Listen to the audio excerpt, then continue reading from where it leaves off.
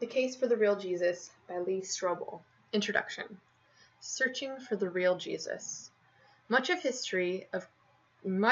history of the Christianity has been devoted to domesticating Jesus, to reducing that elusive, enigmatic, paradoxical person to dimensions we can comprehend, understand, and convert to our own purposes. So far, it hasn't worked. Catholic priest Andrew Greeley. Can anybody show me the real Jesus? From a song by Canadian rock band Down Here. At first glance, there is nothing unusual about Evergreen Cemetery in Oakland, California. There were the expected rows upon rows of grave markers, some festooned with flowers, others with small American flags hanging limp in the still winter air. I meandered through the property and soon came upon a gently sloping hillside, and there, standing sentry over a wide expanse of grass, was a solitary 3-foot headstone, its stunning inscription, "In memory of the victims of the Jonestown tragedy." Beneath the ground were the remains of more than 400 Californians who had followed the siren call of self-proclaimed Messiah Jim Jones down to the jungles of South America to build a paradise of racial equality and harmony, believing his creed of love and equal opportunity. Beguiled by his charisma and eloquence, they put their complete faith in this magnetic visionary. His most audacious boast, he was the reincarnation of Christ, the real Jesus. The pilgrims, intent on living out Jones's doctrine of peace and tolerance, arrived in a remote rainforest of Guyana, only to realize over time that he was building a hellish enclave of repression and violence. When a visiting U.S. congressman and a contingent of journalists threatened him with exposure, Jones ordered them ambushed and killed before they could leave on a private plane. Then Jones issued his now infamous command: all of his followers must drink cyanide-laced punch. Syringes were used to squirt the poison into the mouths of infants. Those who refused were shot. Soon more than 900 men, women, and children were in the contorted throes of death under the scorching sun, and Jones ended his life with a bullet to the head. The bodies of 409 victims, more than half of them babies and children, were shipped back to California in unadorned wooden caskets and buried in Evergreen Cemetery. In the nearly 30 years since the Jonestown tragedy, few have come to visit. On this day I stood in silence and reverence. As I shook my head at this senseless loss, one thought coursed through my mind: beliefs have very real consequences. These victims believed in Jones. They subscribed to his utopian vision. His dogma became their own. But ultimately the truth is this: faith is only as good as the one in whom it's invested. Who is Jesus? Search for Jesus at Amazon.com and you'll find 175,986 books, and yes, now one more. Google his name, and in a blink of an eye, you'll get 165 million references. Invite people to tell you who they think the real Jesus is, as John Meckham and Sally Quinn did at Newsweek's website on Faith just before Christmas 2006, and you'll soon be buried in an avalanche of widely disparate opinions, as those eye-opening experts demonstrate. We don't know many historical facts concerning Jesus, but apparently he was a rabbi who was an example of compassion. Since then, he has been exploited by Christians and particularly Americans. Jesus is real in the sense that he exists for those who want him to exist. By today's standards, Jesus was a liberal. Jesus was one of 1,000 Jews murdered by the Romans for threatening Roman rule. Jesus is my personal higher power. He helps me stay sober one day at a time. Jesus is every man. His name could have as well been Morris. Too bad he was in male form this time around. Better luck next time. I believe Jesus is the Son of God. I believe I am a son of God. Even strict Christians consider Jesus the Son of God, only in a symbolic way. Jesus was an enlightened being. Jesus is the Son of God who was born, died, and rose from the dead to save us from our sins. He lives today, and he will come to earth again.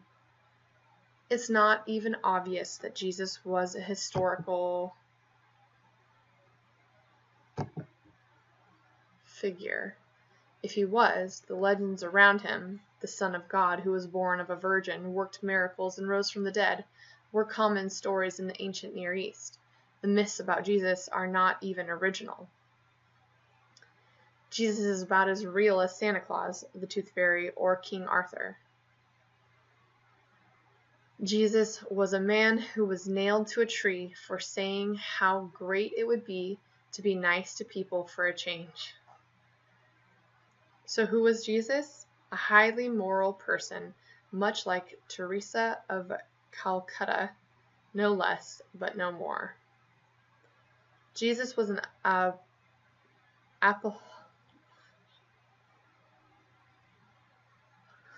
Jesus was an apocalyptic preacher who thought God would intervene to save Israel from Roman rule and himself from death. God didn't do either. Jesus died disappointed, and that's that. Anything more is fantasy. Honestly, I don't care about Jesus. Who or what he was, is, or isn't doesn't affect me. There is no separation or distinction between where God leaves off and where we begin. We are all one, all divine, just like Jesus. Jesus was a man we should pity more than revile or worship.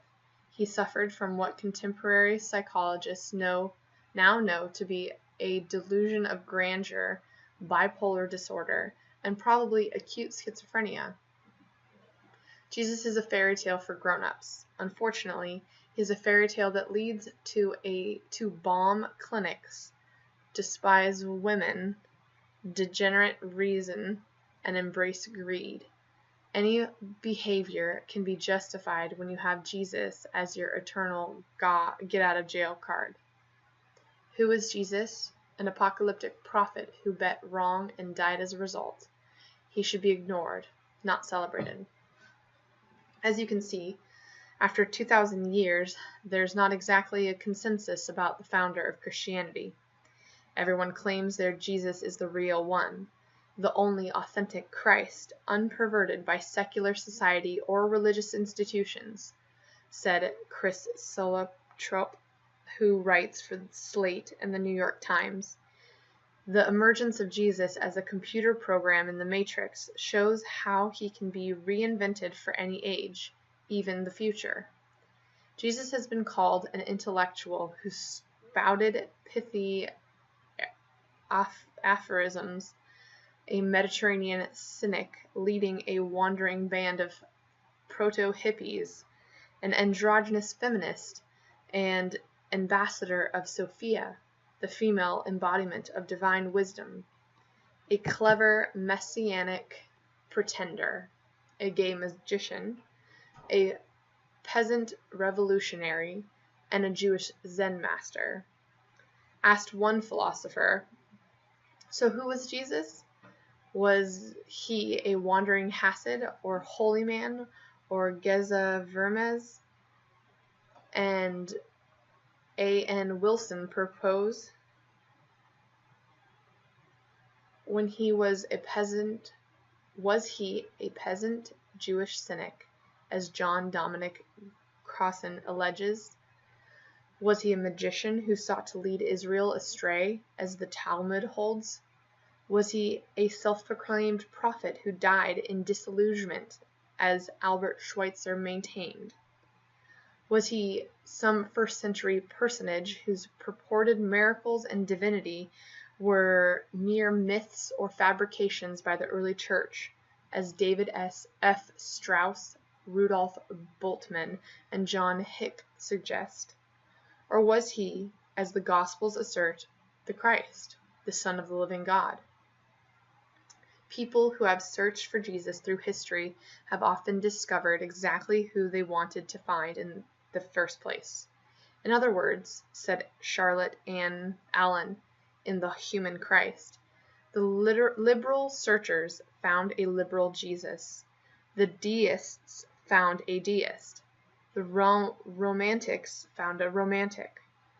The existentialists an existentialist. And the liberations a Jesus of class struggle. It is possible to find the real Jesus. Is it possible to find the real Jesus? That depends on how you answer a more foundational question. Are you willing to set aside your preconceptions and let the evidence take you wherever it will? And what about me? Am I willing to do the same? I had to honestly ask myself that question when I was an atheist and decided to investigate the identity of Jesus. And more recently, this time as a Christian, I had to face the issue squarely once again when I was confronted by 6 potent challenges that could undermine everything I had come to believe about him. Not so fast. If you had asked my opinion about Jesus when I was a legal editor of the Chicago Tribune, I would have given you an adamant answer. If he lived, he was undoubtedly a raging, rousing prophet who found himself on the wrong side of religious and political leaders of his day. Claims about his divinity clearly were manufactured by his followers along with his unfortunate demise. As an atheist, I ruled out any possibility of the virgin birth, miracles, the resurrection, or anything else supernatural. It was my agnostic wife's conversion to Christianity and the ensuing positive changes in her character that prompted me to use my legal training and journalism experience to systematically search for the real Jesus. After nearly 2 years of studying ancient history and archaeology, I found the evidence leading me to the unexpected verdict that Jesus is the unique Son of God who authenticated his divinity by returning from the dead. It wasn't the outcome I was necessarily seeking, but it was the conclusion that I believe the evidence persuasively warranted. For my book, The Case for Christ, in which I reenacted and expanded upon my original journey, I sat down with the respected scholars and doctorates from Brandeis, Cambridge, Princeton, the University of Chicago, and elsewhere, peppering them with the tough questions that had vexed me as a skeptic. I walked away all the more persuaded that the cumulative evidence established the deity of Jesus in a clear and convincing way. But not so fast. The book was published in 1998. Since then, the Jesus of historic Christianity has come under increasingly fierce attack. From college classrooms to best-selling books to the internet, scholars and popular writers are seeking to debunk the traditional Christ. They're capturing the public's imagination with radical new portraits of Jesus that bear scant resemblance to the time-honored picture embraced by the Church. In 2003, Dan Brown's widely successful novel, The Da Vinci Code, provided a flashpoint for the controversy, bringing jaw-dropping allegations about church history and Jesus' identity into the public's consciousness through an intoxicating brew of fact and fiction. But the issues go much deeper. For many people, their first exposure to a different Jesus came with extensive news coverage of the Jesus Seminar, a group of highly skeptical professors who captivated the media's attention in the 1990s by using colored beads to vote on what Jesus really said. The group's conclusion, fewer than 1 in 5 sayings attributed to Jesus in the Gospels, actually came from him. In the Lord's Prayer, the seminar was confident only the words, "Our Father." There were similar results when the participants considered which deeds of Jesus were authentic. What made the Jesus Seminar unique was that it bypassed the usual academic channels and instead enthusiastically took its findings directly to the public. These scholars have suddenly become concerned to the point of being almost evangelistic with shaping public opinion about Jesus with their research, said one New Testament expert. They found a ready audience in many Americans who were receptive to a new Jesus. With the public's appetite whetted, publishers began pumping out scores of popular books touting various revisionist theories about the real Christ. At the same time, the internet spawned a proliferation of websites and blogs that offer out-of-the-box speculation about the Nazarene. An equal opportunity phenomenon, the World Wide Web doesn't discriminate between sober-minded scholars and the delusional crackpots, leaving visitors without a reliable filter to determine what's trustworthy and what's not. Meanwhile, college classrooms, increasingly dominated by liberal faculty members who grew up in the religiously suspicious 1960s, provided a fertile field for avant-garde beliefs about Jesus and Christianity. According to the landmark 2006 study by professors from Harvard and George Mason universities, the percentage of atheists and agnostics teaching in the U.S. colleges is 3 times greater than in the population as a whole. More than half of college professors believe in the Bible as is an ancient book of fables, legends, history, and moral precepts, compared to less than 1/5 of the general population.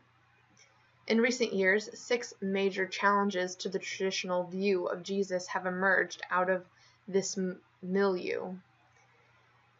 They are among the most powerful and prevalent objections to creedal Christianity that are currently circulating in popular culture. These issues have left many Christians scratching their heads, unsure how to respond, and have confused countless spiritual seekers about who Jesus is, or whether they can come to any solid conclusions about him at all. As someone whose road to faith was paved with painstakingly researched facts and logic, I simply could not gloss over these allegations after repeatedly encountering them the last several years. They are too central to the identity of Jesus. I had no choice but to grant them their full weight and open myself to the possibility that they could legitimately undermine the traditional understanding of Christ. For the sake of my own intellectual integrity, I needed answers. Challenge 1.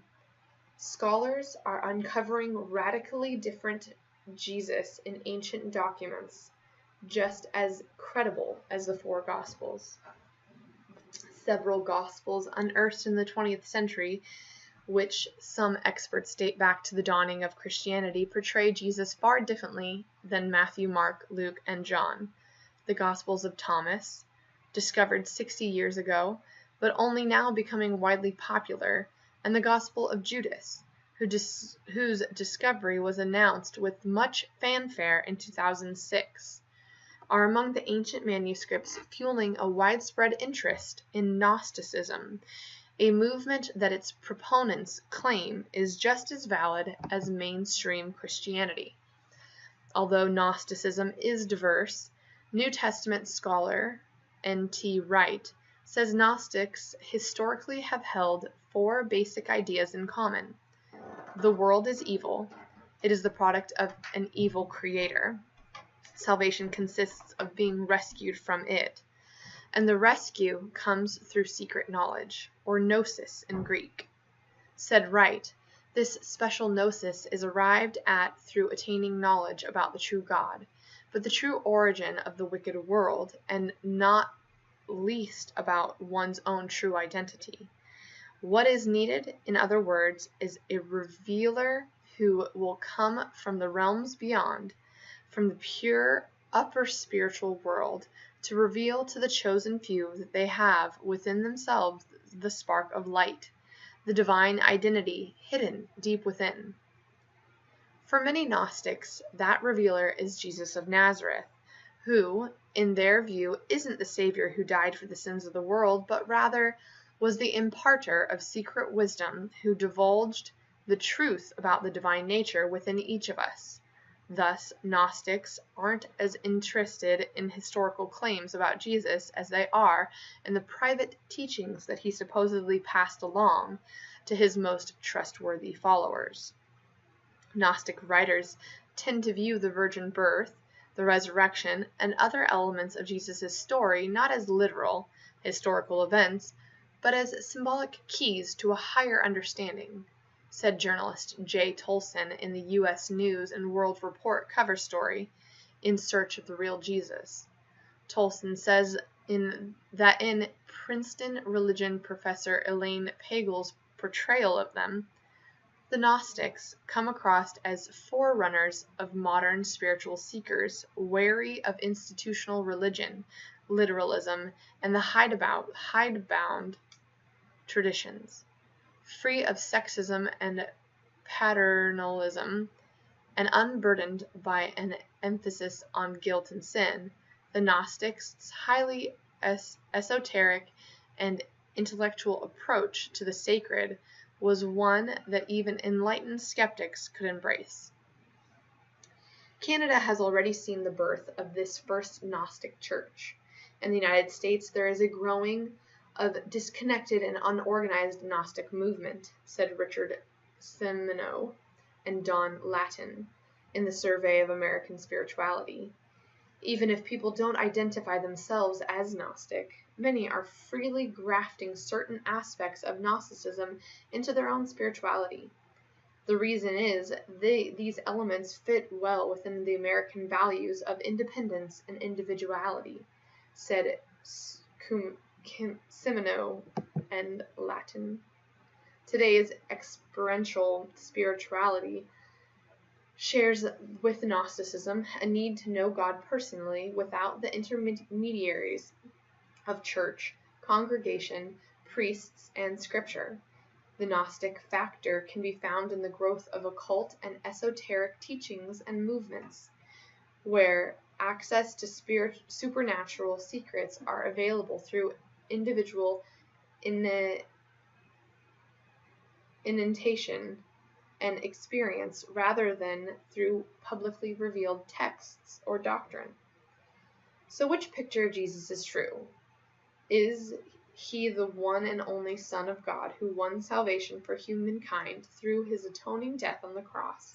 Or is he an avatar or voice of the Oversoul sent to teach humans to find a sacred spark within? This is a matter of merely adding some new brushstrokes or shading to the traditional portrait of Jesus. Instead, it's an entirely different canvas and a whole new likeness. At the heart of this controversy is the reliability of the Gnostic Gospels that have been uncovered over the past 6 decades, many of which were republished in 2007 as a new collection called the Nag Hammadi Scriptures. Do they tell a more accurate story about Jesus than the Church's official collection of documents that make up the New Testament? Do they support the claims that Gnosticism flourished in the first century when Christianity was first being formed? More insidiously, has the Church tried to suppress the inconvenient truths contained in the Gnostic texts? If I wanted to discover the real Jesus, I simply could not avoid this potentially explosive minefield of interrelated issues. Challenge number 2. The Bible's portrait of Jesus can't be trusted because the church tampered with the texts. While popular books point to the Gnostic Gospels as revealing the real Jesus who has been suppressed by the church, the New Testament portrayal of him has come under a withering assault by an evangelical turned agnostic who is recognized as one of the world's leading authorities on the transmission of the New Testament. Bart D. Ehrman's surprise bestseller, the provocatively titled Mosquitoing Jesus, has shaken the faith of many Christians and planted seeds of skepticism in spiritual seekers by charging that the scribes who copied the New Testament through the centuries accidentally and many times intentionally altered the manuscripts. In some cases, Ehrman says, the very meaning of the text is at stake. How can the New Testament's accounts about Jesus be trusted if the manuscripts are pocked with 200,000 to perhaps 400,000 variants? Are essential teachings about Jesus in jeopardy? For instance, the Trinity and the resurrection, if the Bible contains even a single error, can any of it be trusted at all? What about the inauthentic passages from Ehrman that Ehrman says should never have been included in the Bible in the first place? I knew that if I were to maintain confidence in the Jesus of the New Testament, these weren't matters that could be blithely swept aside. I would have to face Ehrman's masterfully written critique head-on. Challenge number 3. New explanations have refuted Jesus' resurrection. 2 recent New York Times best-selling books are only the latest in an escalating battle over the historicity of the resurrection, the pivotal event that, according to the Christians, authenticated the divinity of Jesus. A new generation of aggressive atheists have fashioned fresh and potent objections to the claim that Jesus rose from the dead. At the same time, Muslim apologists who know that undermining the resurrection casts doubt on all of Christianity have been more and more outspoken about their belief that Jesus never died on the cross and therefore could not have conquered the grave as the New Testament claims. In 2007, questions concerning the resurrection received widespread attention as an astounding 57% of Americans either saw or heard about a Discovery Channel documentary in which Titanic movie director James Cameron and film documentarian Simcha Jacovinci said archaeologists had discovered the tomb of Jesus and his family just south of the Old Jerusalem. If they really had unearthed his bone box, or ossuary, then Jesus could not have returned bodily from the dead. Nothing cuts to the core of Jesus' identity like critiques of his resurrection. If the belief that he rose from the dead is a legend, a misunderstanding, or a deliberate falsehood perpetrated by his followers, then Jesus is quickly demoted from the Son of God to a failed prophet or worse. I could not claim to love truth and at the same time turn a blind eye toward the most serious charge against the resurrection. How strong, really, is the affirmative case that Jesus returned from the dead? Can the resurrection be established by using historical evidence that the vast majority of scholars in the field, including fair-minded skeptics, would accept as being true? And do any of the most current alternative theories finally succeed in putting Jesus back in his grave? Challenge number 4. Christianity's belief about Jesus were copied from pagan religions. The argument is simple but powerful. A whole bevy of mythological characters were born of virgins, died violently, and were resurrected from the dead in antiquity. But nobody takes them seriously. So why should anyone give credence to similar claims about Jesus that were obviously copied from these earlier pagan mystery religions? This critique, popularized a century ago by German historians, has now returned with a vengeance, becoming one of the most ambiguous objections to the historical understanding about Jesus. It had spread around the World Wide Web like a computer virus and has been forcefully presented in numerous best-selling books, including one that received a prestigious award from a British newspaper. The parallels appear stunning, according to the proponents of this copycat theory. The pre-Christian god Mithras was born of a virgin in a cave on December 25th, had 12 disciples, promised his followers immortality, initiated a communion-like meal, was hailed as the way, the truth, and the life, sacrificed himself for the world, was buried in a tomb, and was resurrected on the third day. How could Christians possibly explain away such apparent plagiarism?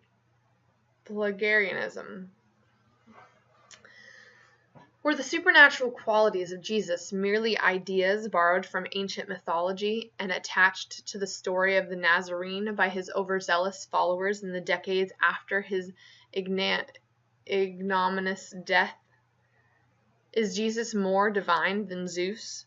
Are the reports of his resurrection no more credible than the fantastical tales of Horus or Baal?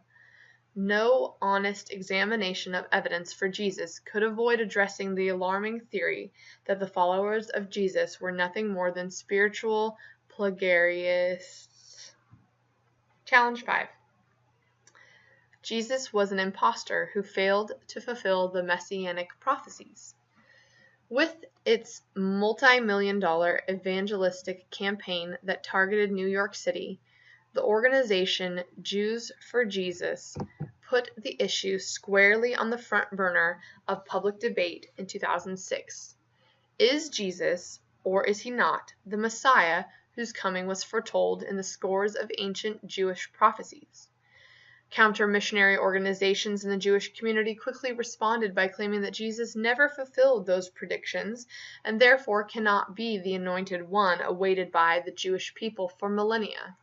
He is, they charge, nothing less than a messianic failure because he never ushered in the world of peace foretold by the prophets. What are the real facts? What's the best case that can be made for Jesus, and Jesus alone, matching the fingerprint of the long-anticipated Messiah?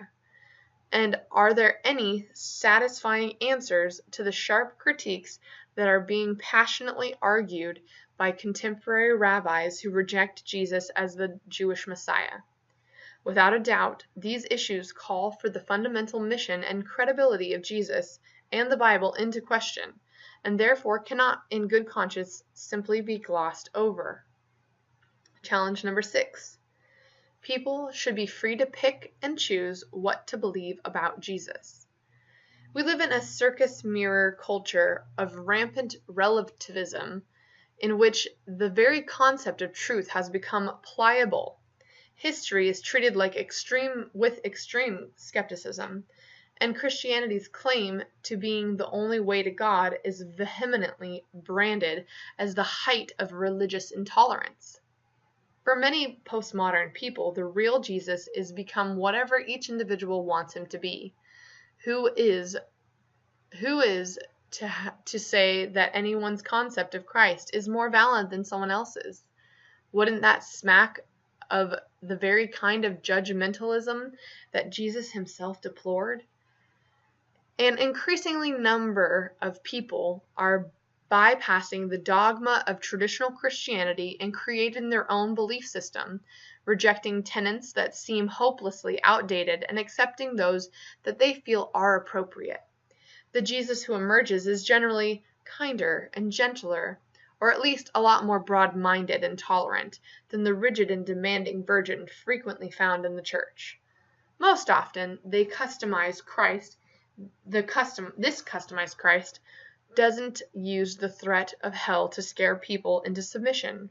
Rather, he is an affirming and loving companion who sees the good and even the divine in each of us. Is the Jesus I discovered in my initial investigation merely the Jesus for me personally? Or are there objective truths about him that are binding on all people in all cultures? If history is only a matter of subjective interpretation, then can I know anything about him for sure? Is Christianity just one among many equally legitimate pathways to the divine? These questions are more than a product of idle curiosity. Their answers could determine whether Jesus of Nazareth is still relevant to this and future generations. On the road again. I sat down for lunch with my wife at a restaurant in Irvine, California, slid a yellow legal pad over for her to see. The 6 challenges to Jesus were scrawled across the front page. Leslie glanced over them, squinting at times to make out my nearly illegible handwriting, and then looked up at me. She knew what this meant. "You're hitting the road again, aren't you?" she asked. "I have to," I said. "I cannot ignore these objections. If any of them are true, it changes everything."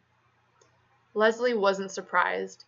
She was aware that I had been wrestling with some of these issues for a while, and after nearly 35 years of marriage, she knew I was someone who had to pursue answers, regardless of the consequences. My itinerary was already taking shape in my mind.